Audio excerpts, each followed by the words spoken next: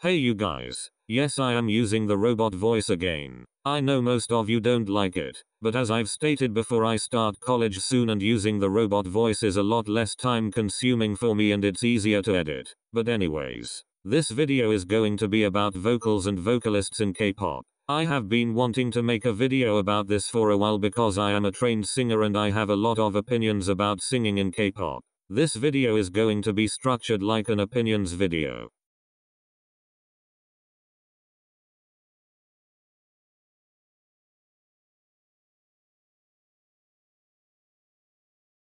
K-pop produces average to below average vocalists. Something I have noticed about the trainee system is how the majority of idols aren't actually trained to sing. They are trained to perform. What I mean by this is that there are very few companies that train idols to help them grow and develop their voice. Most idols are trained to sing live.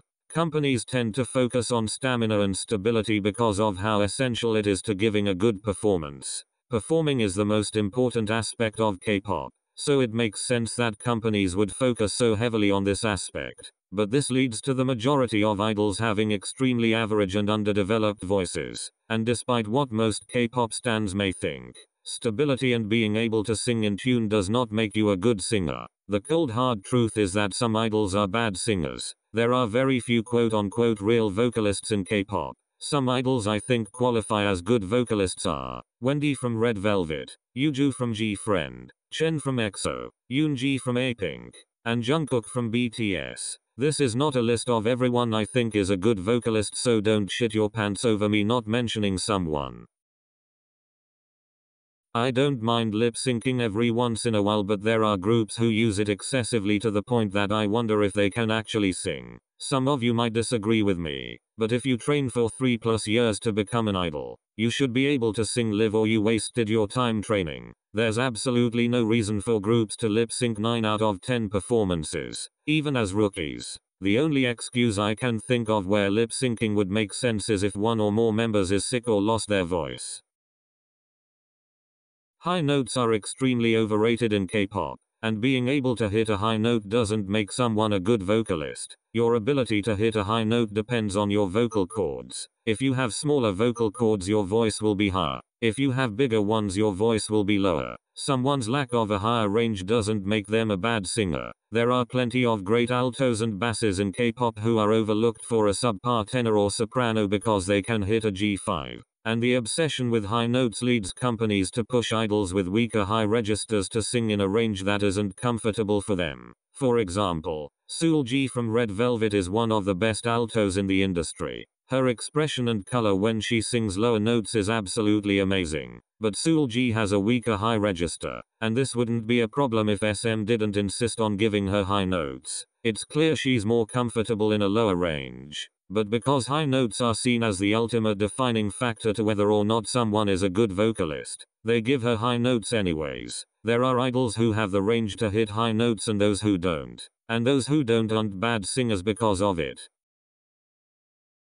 Being someone who sings and being a singer are two different things. A lot of idols in K-pop lack skill and technique. As I mentioned before, most companies tend to focus on stamina and stability when training idols. But expression and vocal color are important as well. Also the ability to sing a cappella and the ability to harmonize. And despite what most K-pop stans think, harmonizing isn't two people singing the same notes in unison. A lot of idols rely on their natural talent and jump right into the trainee system without ever learning proper skill and technique. And like I said previously, companies don't help idols develop their sound. There are idols who are naturally talented at singing, and natural talent always helps, but the lack of basic vocal technique catches up to them in live performances. Being a singer means knowing basic skills and using proper technique. It's not just someone who kills it at karaoke.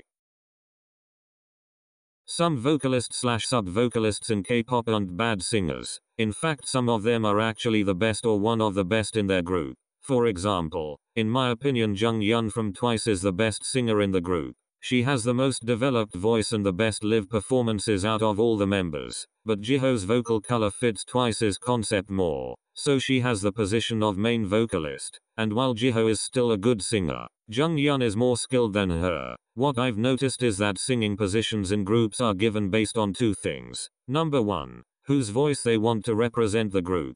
2. Whose voice fits the concept that the group is going to have. So the main vocalist isn't always the best singer. It's the person who meets all the criteria for the sound their group has. A lot of groups have their best or one of the best vocalists sidelined because their voice doesn't match the concept they want for the group.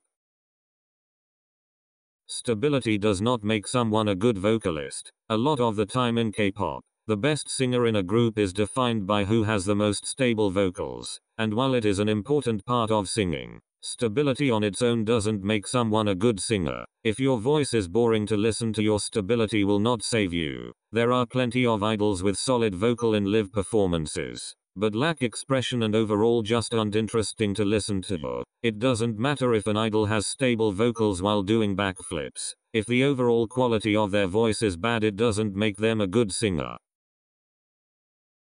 The fourth generation of K-pop is by far the weakest in terms of vocals. Out of 3 weeks of promoting on music shows, these groups will have one performance where their vocals aren't pre-recorded, and their actual vocals are pretty weak. Hell, I can't even pick the best vocalist from the fourth generation because of how often these groups lip sync. I think that there are a lot of fourth gen idols who are great at dancing and have amazing stage presence. But it's clear that the ability to sing is becoming less and less important as more and more groups begin to debut. SM produces the best vocalists in K-pop. While I don't like the voice of every idol under SM, nobody under SM is a bad singer. The vocal training their idols receive is amazing. More companies need to follow their lead. On the flip side, I think that JYP is the worst at choosing talent. He even said himself that he chooses who becomes a trainee based on personality rather than talent. This is so fucking dumb, I don't even know where to start. This also explains why JYP idols tend to be weaker than idols under other companies who trained for the same amount of time. Likability is an important part of being an idol, but I don't understand how you accept someone as a trainee with virtually no talent because you like them personally, rather than someone with talent who you don't like personally. JYP should stop being so concerned with whether or not he vibes with his idols and start focusing on if they have talent. So that's all I have to say for this video. I really enjoyed making this video and I would like to make more videos in the future surrounding vocals in K-pop in the future if that's something you guys would want. I hope you guys enjoyed this video and I'll see you in my next one.